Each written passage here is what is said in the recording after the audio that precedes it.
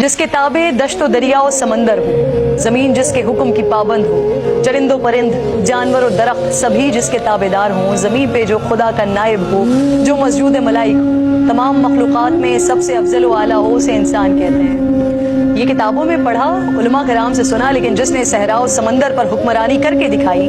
जिसके हुक्म पर लरसती जमीन ठहर गई, सूखा दरिया जिसके खत से जारी हो गया, जिसकी चादर से दहकती आग ठंडी हो गई, जिसका वास्ता देकर मुजाहिदीन ने दरियाए दजला में घोड़े दौड़ा दिए, जो मिंबर पर बैठकर कोसों दूर के हालात देख ले, जो कहे या सारियतुल जबल और सारिया सुन ले, हुक्म पर अमल करें और फतहयाब